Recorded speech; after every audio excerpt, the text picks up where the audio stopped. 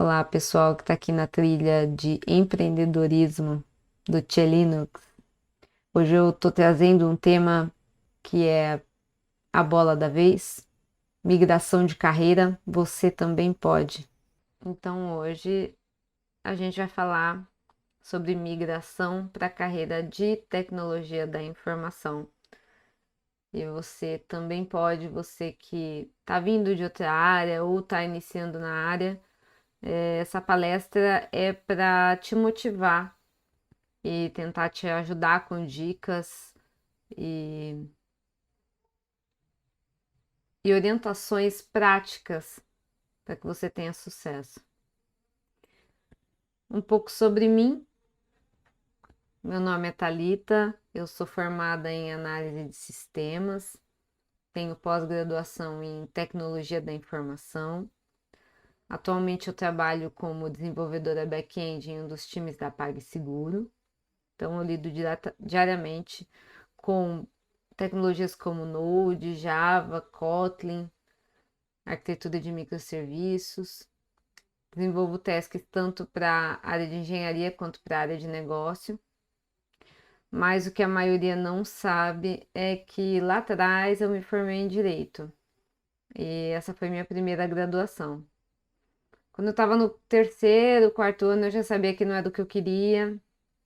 Mesmo assim, por conta de todo o investimento, eu me formei.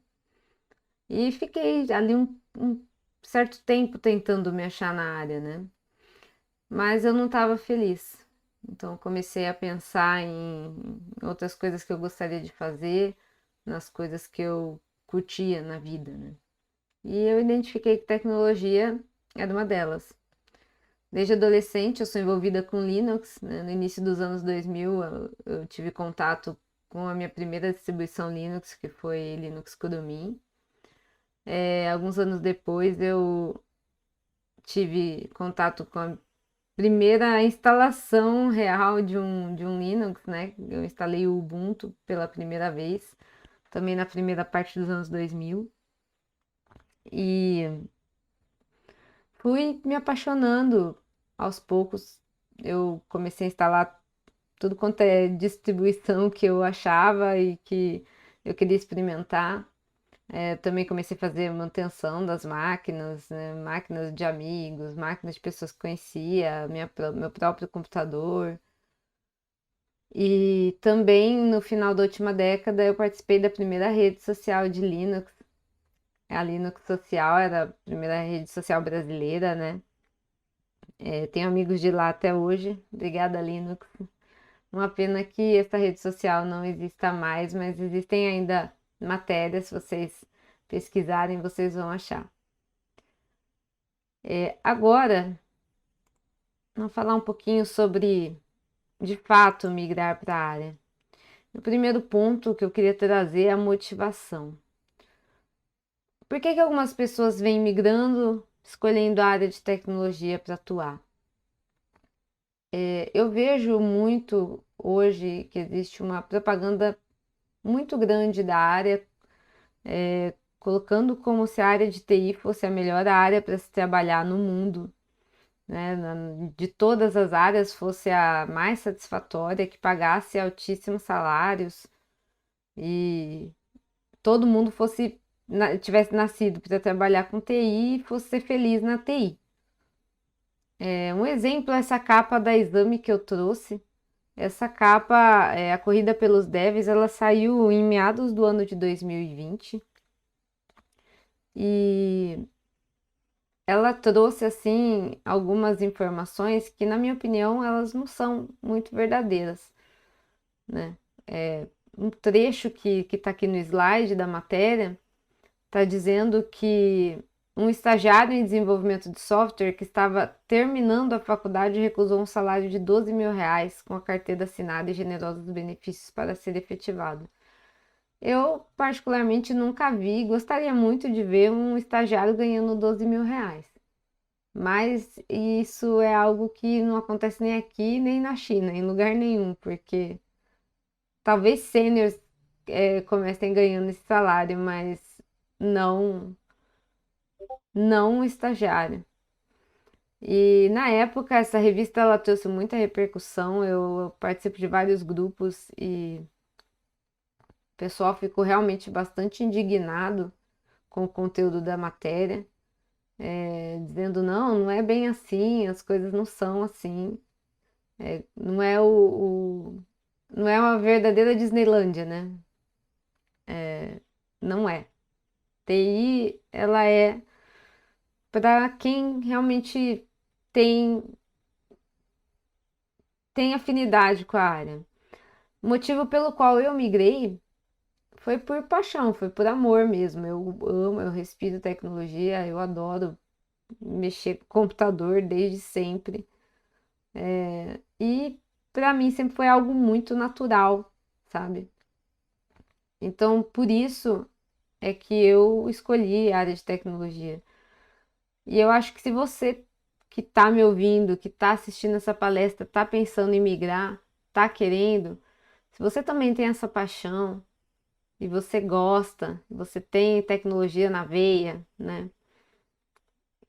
Você vai ter muita possibilidade de ter sucesso, porque eu acredito que gostar do que você faz, principalmente numa área em que você tem que se dedicar tanto, estudar tanto e estar sempre se atualizando, é fundamental para se ter sucesso. Agora a gente vai falar um pouquinho sobre os requisitos. Requisitos para se ter sucesso migrando para a área de tecnologia. Basicamente, eu vou abordar aqui as soft skills, as hard skills, os conhecimentos em idiomas e um pouco do perfil procurado por times reais.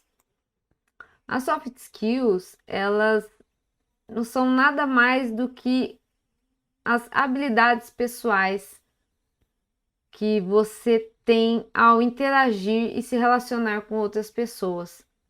Então, você tem a habilidade de se comunicar bem, você é uma pessoa flexível, você tem boa capacidade de gerenciar o teu tempo, você tem capacidade de motivar o seu time, você é uma pessoa paciente, você sabe trabalhar em equipe, você se dá bem trabalhando em equipe, você tem inteligência emocional para enfrentar os desafios, né, do dia a dia.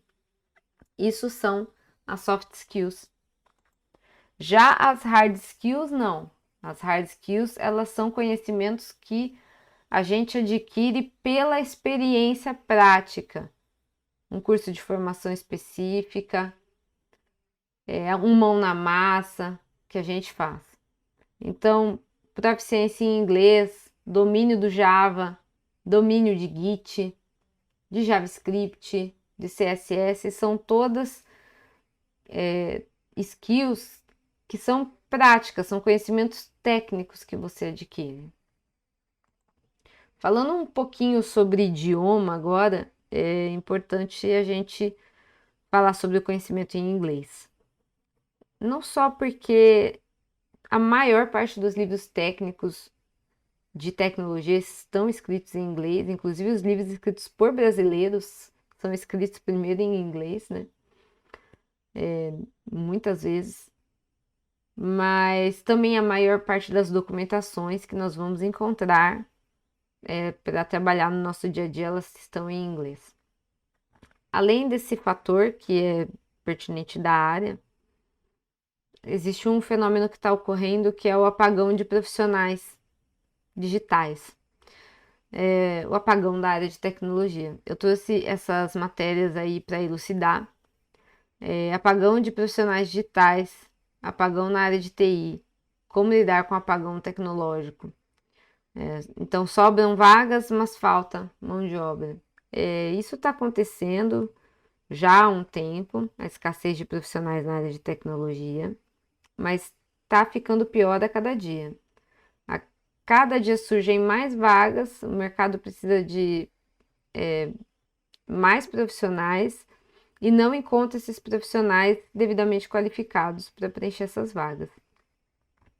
Com isso, então você tem um excesso de vagas, né? E as empresas de fora do país, elas estão, de fora do Brasil, no caso, elas estão pegando os profissionais brasileiros, pagando em dólar, pagando em euro.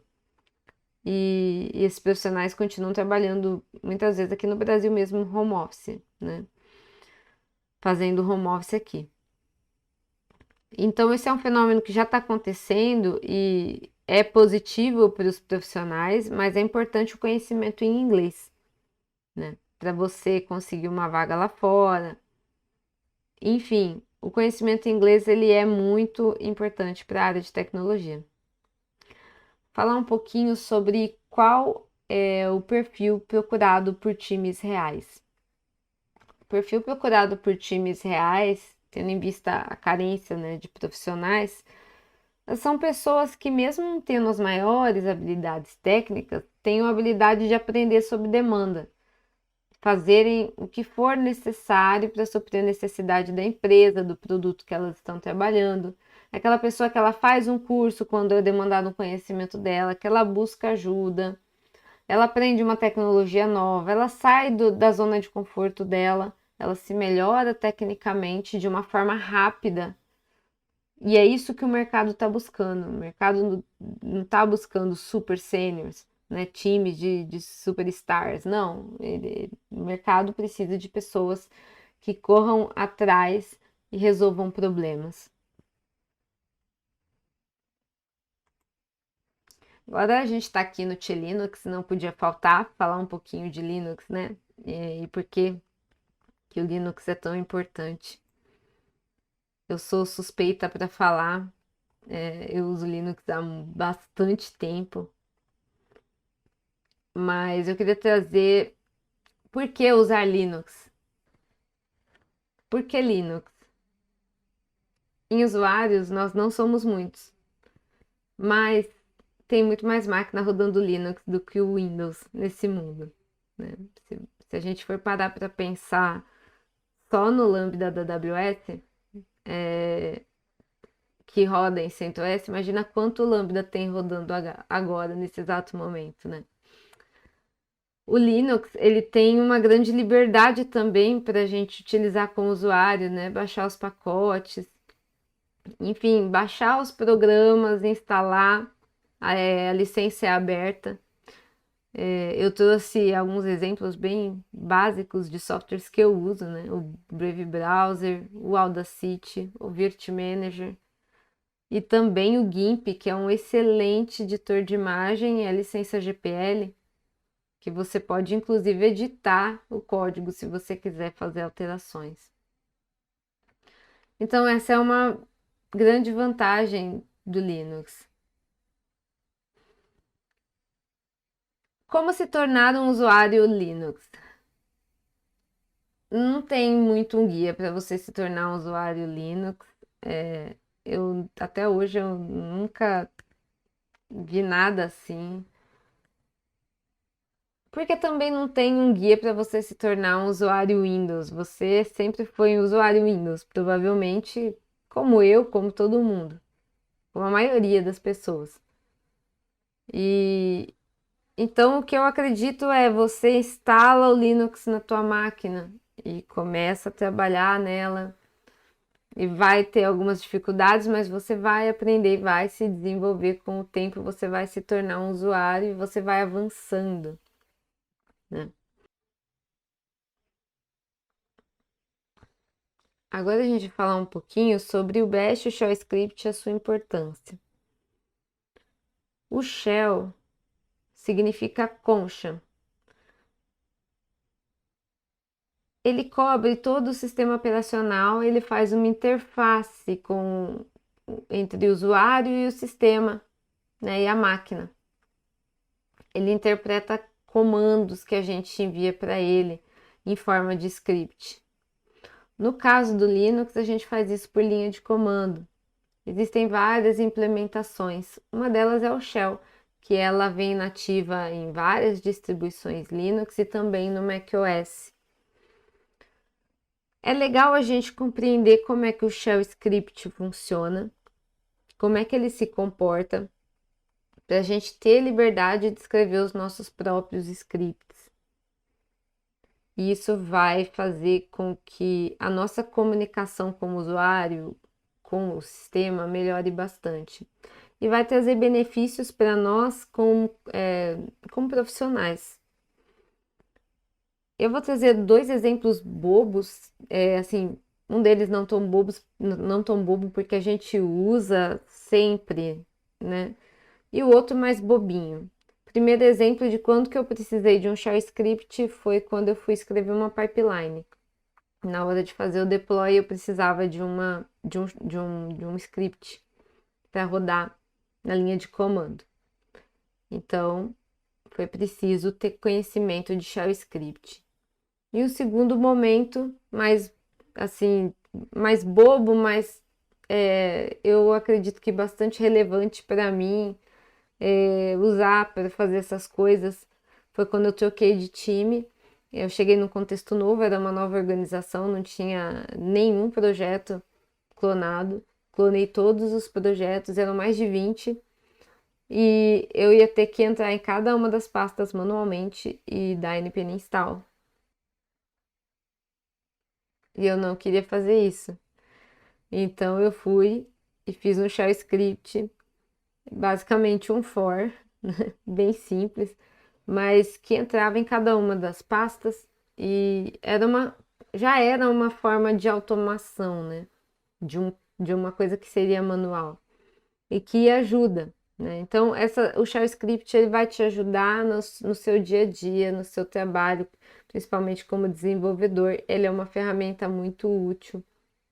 Então, vale a pena você investir em aprender e desenvolver. E quando você está no Linux, isso tudo se torna mais fácil, porque flui de forma mais natural. Agora, a gente vai falar um pouco sobre outros conhecimentos que eu trouxe aqui. Primeiro, estrutura de dados. A gente sempre aprende algoritmo, aprende programar, mas a gente não aprende necessariamente a priori a estrutura de dados, que são às vezes alguns algoritmos mais complexos e que a gente vai usar para algumas finalidades. É interessante a gente estudar aos poucos isso, devagar, ter conhecimento desses algoritmos, da finalidade deles, para quando cair alguma coisa para a gente. Não é sempre que a gente vai usar coisas muito complexas, mas eventualmente você pode ter um problema, por exemplo, de fazer uma query no banco e essa query não te retornar o que você precisa e você ter que estruturar esse objeto novamente. E às vezes você vai ter que manipular ele, né, de uma forma que você precise do conhecimento de estrutura de dados. Então, é algo para estudar aos poucos e tendo conhecimento. Eu indico esse livro da Luana Groner, ela é uma excelente desenvolvedora, professora, e esse livro é muito bom porque ele ensina com JavaScript, que é uma linguagem que está super em alta no momento. Git. Por que que o conhecimento de Git é importante? O Git ele é uma ferramenta de versionamento não centralizado. Ele permite que desenvolvedores colaborem entre si de forma organizada na construção de um projeto que envolva código. Basicamente, as pessoas que começam a migrar para a de TI tem aqueles cursos Git Zero to Hero, né? E aí ensina você a fazer o Git commit, Git push, né? Git remote, enfim, um monte de comando que tem. E as pessoas costumam decorar esse comando. É porque para subir o código eu uso tal comando, para puxar o código eu uso tal comando, para fazer tal coisa eu faço tal comando. Só que o Git ele não é uma ferramenta simples. E ele não é uma ferramenta só que tem os comandos que você dá e ele resolve. Você tem que entender como ele funciona. O que é que acontece? Né? Por que que a gente tem um remote? Quando ele dá um git pull, que tipo de comando está contido nele? Quando ele dá um git diff, o que é mostrado? É entender o funcionamento do Git. Por que que quando a gente, dependendo, puxa um código, ele dá conflito? Por que que ele obriga a gente a resolver conflito?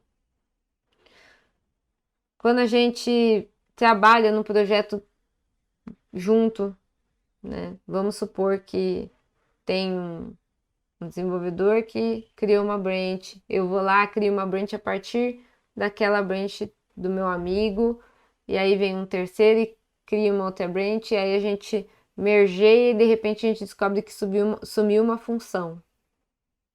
Sumiu, evaporou.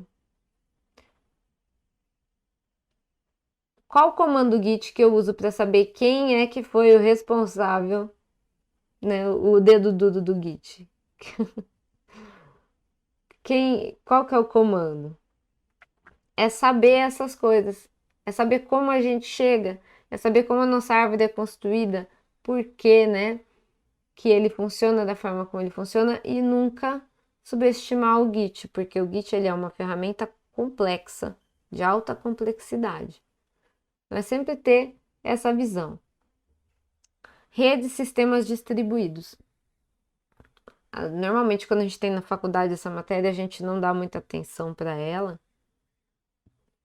A gente acha que é um pouco né, um pouco chato até, dependendo. Mas a gente só entende a necessidade de saber mais sobre redes quando a gente precisa expor nossas aplicações, resolver um problema de comunicação das nossas apps, enfim, no caso do desenvolvedor, né? E até mesmo para a gente conseguir contatar alguém que é responsável pela parte de infraestrutura e redes, a gente precisa saber identificar esse problema. E também fazer monitoramento das nossas aplicações. No caso dos desenvolvedores, isso acontece bastante. Tem que saber um pouco de redes. E chega também um pouco nessa parte de arquitetura. É importante para a gente conseguir resolver problemas, né? E estabelecer comunicações. Hardware do seu computador. Por que que é importante saber o hardware do seu computador? Que fique claro que essa palestra é para pessoas que estão migrando para a área de tecnologia, são pessoas que ainda elas não estão tão por dentro, às vezes até mesmo do linguajar da área de TI, das palavras técnicas, enfim.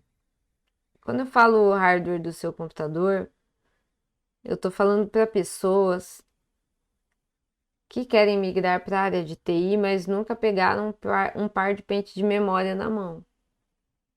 Nunca pegou uma placa-mãe na mão, né? Nunca desmontou um gabinete na vida, não sabe para que serve um processador, só leu na teoria, né? Enfim, não tem esse conhecimento ainda e vai precisar adquirir se quiser ir trabalhar com tecnologia. Por isso é importante entender, comece a entender o hardware do seu computador aqui.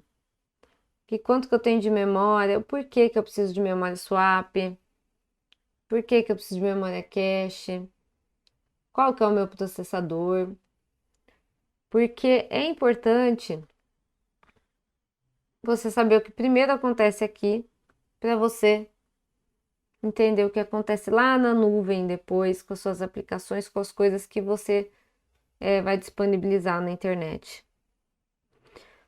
Um exemplo bobo, mas que faz bastante diferença para quem tem boas noções de hardware, é quando você tem um problema de infraestrutura na rede, né, na nuvem, no caso, tá lá no seu EKS rodando um pod estourando memória. Vamos supor que você tem uma app que ela só faz só salva um arquivo no banco de dados, por exemplo. Ou só salva um registro. Bem simples. E aí, de repente, essa app começa a estourar a memória do pod, estourar a memória do pod. E como ela não faz quase nada, dar elasticidade a ela pode não ser a solução do problema. E como que a gente vai. Se eu tô com um problema que é físico, como é que eu vou reproduzir isso? Eu preciso começar a tentar reproduzir essa situação localmente. É um exemplo bobo, mas que acontece na vida real. E para fazer isso eu vou usar o meu computador. Sim, né? Porque o meu computador ele tem um hardware como qualquer outro. Ele tem recursos físicos como qualquer outro. Então, isso vai ajudar você a entender como esses recursos são utilizados, como eles são consumidos, para aprender conceitos mais aprofundados no futuro, certo? Agora eu vou deixar aqui algumas dicas. A primeira dica é documentação como primeira orientação para o desenvolvimento do aprendizado. Eu lembro que em 2014 eu fui fazer um curso aqui na Unicamp de desenvolvimento Android. E tinha bastante material, todas as matérias tinham apostila, era um material muito bem escrito no Instituto Eldorado, o curso. Depois eu fui fazer também o curso de desenvolvimento web com Java. E lá pela Global Code, quando ela ainda tinha aqui em Campinas. E também tinha um material muito bom, uma apostila incrível. Depois desses primeiros cursos, eu fui fazer curso online. E eu comecei a perceber que os professores já mostravam muito rápido a documentação desses cursos na tela, né? E a gente conseguia ver ele copiando, né? A pessoa copiando as documentações. E às vezes um curso demanda muito da gente, né? Demanda muita energia, demanda muito tempo. Então, a dica que eu dou é use primeiro a documentação. Antes de você comprar um curso, antes de você lotar a tua conta da Udemy e comprar um monte de curso, vai na documentação, lê a documentação e faz o get start da documentação. É um exemplo de documentação que é espantosamente incrível, porque é muito bem escrita e basta você copiar, é a documentação da Helicorp. E eu mesma cheguei a comprar um curso de Terraform, mas foi basicamente eu aprender o pattern, que logo em seguida eu descobri que era só olhar direitinho a documentação, que é só você copiar e substituir os parâmetros. É muito boa a documentação da Helicorp. E existem outras documentações também na área de programação, no caso do Java, que são muito boas, né? Que são muito completinhas. Então vale a pena focar na documentação como essa primeira orientação. E se for algo realmente que você se afinou, gostou e acha que vai ser bom para você aprender, né? Aí você compra um curso e você vai aprender mais macetes, vai aprender as coisas com mais profundidade. Aqui eu trouxe novamente o conhecimento sobre o hardware do seu computador, né? E sistemas operacionais. Daí o motivo de entender melhor o funcionamento do Linux. Você tendo esse conhecimento sobre hardware, sobre recursos físicos, sobre como o sistema operacional consome esses recursos, basicamente como que ele funciona, como os processos se dão, como os processos são criados no Linux ali. Você vai percebendo esse consumo, você vai percebendo, você vai consultando, você vai criando mais intimidade com o computador. E isso é o funcionamento do Linux, a forma como ele funciona e o acesso que você vai ter a ele, e sobretudo o conhecimento de hardware que você vai desenvolver, tudo isso junto vai te fazer crescer muito como profissional de tecnologia. No final das contas, trabalhar com tecnologia é trabalhar com input e output. É só isso no final. Curiosidade sobre novas tecnologias e disposição em aprender. Por quê? Não adianta se você não for curioso, se você não quiser aprender. A documentação não vai te ajudar, o conhecimento em hardware, mexer com Linux, nada vai te ajudar. Você precisa dessa força motriz dentro de você, que é ter curiosidade, que é ter disposição, que é querer ir para cima, é fome de conhecimento, é vontade de aprender. E isso vai te fazer ser um profissional muito melhor na área de tecnologia, muito melhor. Aqui eu trouxe alguns materiais que são bem legais e que eu já utilizei e alguns ainda utilizo. O site da Loiane Gruner, que é o Loiane Training, e o canal do YouTube dela. Ela é uma pessoa assim excelente, participa muito, contribui demais com a comunidade, ensina muitas pessoas. Ela é uma pessoa que dedica muito da vida dela à educação na área de tecnologia. Vale muito a pena seguir o canal dela. O canal da Linux Tip, que é também um canal voltado, além de ser voltado para DevOps, é um canal que ele tem muito conteúdo gratuito de qualidade. Inclusive, o Jefferson da Linux Tip recentemente fez um vídeo soltando o livro Docker Descomplicado gratuitamente no GitHub. Recomendo que vá lá, faça o download. É muito bom. O Blog for Linux, ele é um canal assim incrível de informação. Tem muito post interessante, tem muito material sobre Linux e é também uma escola que tem muitos cursos. O Vivo Linux é o Vivo Linux. Todo mundo que usa Linux, né, em algum momento vai se deparar com o Vivo Linux, que é um fórum assim que fez parte, eu acho que fez parte da minha vida, toda a minha adolescência. É realmente um site muito importante para mim e tenho certeza que vai te ajudar muito, bastante mesmo. O canal do YouTube Prog Shell Linux é do vovô do Shell. Simplesmente ele é a maior referência em Shell Script desse país. Ele tem um curso também, que é o curso de Shell Linux, e eu recomendo muito que vocês vão, assistam esses vídeos dele e aproveitem para aprender. Quem quiser pegar o curso, é muito bom. Realmente o curso dele é incrível. Ele é muito experiente e ele sabe ensinar muito bem.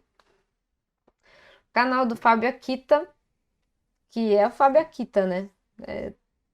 Simplesmente não preciso falar mais nada. E esse canal Terminal Root TV, ele é um canal em português e ele tem muito tutorial legal sobre coisas do Linux. Então tem muita coisa legal nesse canal para quem quer fuçar, para quem quer aprender. Dá uma entrada, curte, se inscreve que é muito legal. Agora a gente vai falar um pouquinho para além do técnico. Além de questões técnicas, de aprendizados técnicos, nós vamos falar de coisas mais voltadas para soft skill agora. e que vão fazer muita diferença para você, como fizeram para mim. Eu tô deixando aqui 3 livros. Esse livro de Napoleon Hill, Mais Esperto que o Diabo, ele é um livro que vai te ajudar muito com a síndrome do impostor, com o será que eu dou conta? Porque a mudança de mindset, depois que você lê esse livro, ela é muito grande.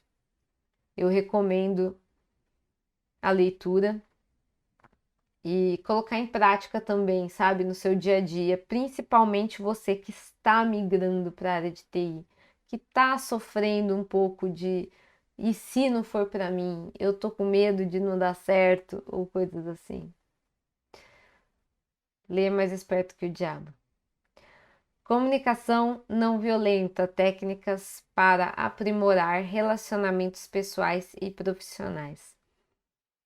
Olha, esse livro transformou a minha vida. Esse livro e tem muitos cursos também de comunicação não violenta na internet. Mas na área de TI principalmente, que é uma área que você tem 1000 formas de fazer a mesma coisa, sabe? Gera discussão, gera problema. Saber se comunicar é primordial para você entregar valor. Esse livro vai transformar a tua forma de se comunicar e você vai conseguir render muito mais, apresentar muito mais resultado no seu trabalho. Inteligência Emocional de Daniel Goleman é um livro que eu oriento todo mundo a ler porque ele ensina você desde a parte biológica do cérebro até como controlar e usar as emoções a seu favor. Principalmente para quem está nesse início de carreira, que está nervoso, tem ansiedade. Eu conheço pessoas que elas têm ansiedade demais, sabe? Controlar isso, sabe? Conseguir reverter isso ao seu favor. E, e ser uma pessoa emocionalmente inteligente é uma soft skill assim de máxima grandeza, porque a gente precisa sempre trabalhar com pessoas que sejam emocionalmente inteligentes. Traz muito resultado para os times. Agora, trazendo um pouquinho da parte de metodologia, queria dizer que o ágil está na moda. O ágil está na moda. Se você fala que você é agilista, hoje você já está empregado. As empresas elas estão valorizando cada vez mais a parte de metodologia, né, e agilidade. E basicamente aqui eu trouxe só para fins de ilustração o método cascatinha ali, né, que era antigamente usado, o método ágil, que ele é um método que ele é advindo do manifesto ágil, a metodologia ágil, né, mas que ela tem muitas variações. Tem locais que vão usar Kanban, tem locais que usam Scrum, tem gente que usa Safe. E tem empresas que não usam nenhum nem outro. Elas falam, eu vou fazer planning, mas não vou fazer reto do review. Eu vou fazer um rito, mas eu não vou fazer outro. E aí elas vão mudando de acordo com o que acham conveniente o ágil. É legal ter noção das metodologias, de como elas são na sua realidade, né? Para quando a gente chegar em algum lugar para fazer uma entrevista ou alguma coisa, saber o que é que usa naquele lugar. Também tem a gestão 3.0. Tem o site que eu estou deixando nas referências no final dos slides. E gestão 3.0 também é muito legal. Dá para você assinar newsletter no site deles. E também tem a página do LinkedIn que eles sempre postam conteúdos bem legais lá. além do livro, né? Quem se interessar para fins de estudo. Saiba um pouquinho de metodologia, porque isso vai te garantir um melhor olhar do recrutador, do gestor da vaga, porque saber metodologia e também questão da agilidade estar em alta no mercado vai aproximar muito você de conseguir o seu encaixe no mercado. Agora a gente vai falar um pouquinho sobre entrar na área de fato. Como é que eu entro? Eu estou tentando uma vaga, não consigo, eu não tenho experiência. Primeiro de tudo, quem é você? Você tem que fazer a construção de um portfólio e colocar as coisas que você gosta. Um espaço seu para você mostrar a tua cara. Pode ser no GitHub ou no GitLab, são as plataformas mais famosas aí para você colocar os seus repositórios. Seja do que for os seus repositórios, coloque o que você gosta. Ah, eu quero fazer repositório de Terraform. Não tem problema, porque eu estou indo para a área de cloud. Não tem problema, eu vou colocar as minhas coisas lá. Vou mostrar o que eu sei fazer. Eu gosto de React, gosto de front-end. Ou eu quero trabalhar com React, mas eu também gosto de trabalhar com back-end. Eu também quero colocar alguma coisa de back-end, não tem importância. Coloque lá todos os conhecimentos que você tem, as suas hard skills ali bem expressas, de uma forma que a pessoa que olhar saiba o que você conhece e saiba também um pouco de você, né? Coloca a tua foto, coloca quem é você, teu nome, um pouco sobre você, né? Existem pessoas que estão incrementando bastante o GitHub, fica legal. E faça sempre o que você gosta. Faça sempre o que você gosta, coloca lá o que você gosta. Ah, eu gosto de Golang. Coloca Golang. Ah, eu gosto de C. Não tem problema. Pode colocar C. O que importa é você ter a sua essência ali, mostrar quem você é realmente, ser você, porque você já está objetivando trabalhar com algo que você gosta, tá? O seu currículo. Algumas pessoas acham que por conta do LinkedIn tá aí, então o LinkedIn substitui o currículo. E não é verdade, porque os recrutadores eles continuam pedindo o currículo, sempre. Mesmo você tendo o LinkedIn preenchido, enfim, eles continuam pedindo o currículo. E como que a gente faz esse currículo? Como que é a estrutura dele?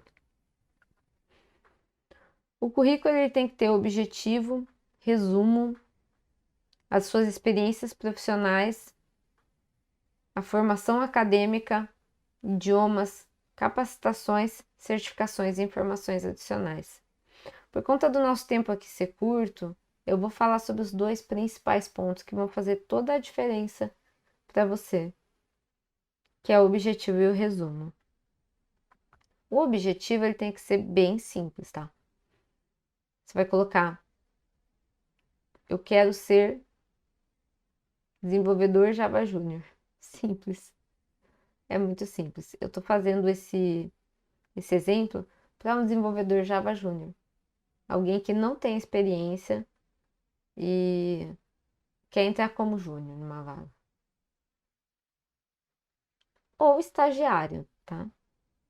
Então, se for seu objetivo ser estagiário, estagiário, desenvolvimento Java. Objetivo simples, é direto. Na parte de resumo, eu coloquei aqui um exemplo prático. Ali do lado tem um exemplo que você pode ler e substituir as suas skills, né? Pelas capacidades e habilidades que façam sentido para a vaga que você está buscando. E aqui do lado direito tem um exemplo prático E eu vou ler esse exemplo prático para você, que é o exemplo do objetivo, o exemplo do desenvolvedor Java Júnior. Ele não tem experiência, ele nunca trabalhou como desenvolvedor. Então, ele só está fazendo faculdade e o resumo dele ficou assim: sou estudante de análise de sistemas. Tenho a habilidade de aprender rápido e de raciocínio lógico. Durante o curso de análise de sistema, realizei trabalhos que exigem aprendizado autodidata e relacionamento interpessoal para a entrega do trabalho em equipe. Tenho experiência em desenvolvimento de sistemas com Java e Spring Boot. Possuo conhecimentos em metodologias ágeis e inglês intermediário. O que ele quis dizer aqui? Olha, eu sou estudante, eu não tenho experiência, mas eu tenho habilidades. Quais são essas? Interessam para a vaga? Aprender rápido e raciocínio lógico interessa para uma vaga de TI? Claro que interessa. Não tenho experiência, tá? Mas durante o curso de análise de sistemas, eu realizei trabalhos que exigem aprendizado autodidata. Aprendizado autodidata é importante para a área de TI? Muito. E relacionamento interpessoal para entrega do trabalho em equipe? Também muito. DevTeam é equipe. Tenho experiência em desenvolvimento de sistemas com Java e Spring Boot. Por que eu estou dizendo isso? Porque acima eu coloquei, durante o curso de análise de sistemas, realizei trabalhos que exigem aprendizados. Então eu fiz esse trabalho. Possuo conhecimento em metodologias ágeis e inglês intermediário, que é a parte de conhecimento técnico e idioma do seu resumo, tá? Fica claro como uma pessoa que ela não tem experiência alguma, já tem uma bagagem suficiente das experiências dela de faculdade, de cursos, de outros trabalhos, né, outras relações profissionais que ela teve, que são bagagem para ela ter essas skills que a vaga exige. Mas ela tem soft skills e ela tem condições de mostrar todas essas skills dela, certo?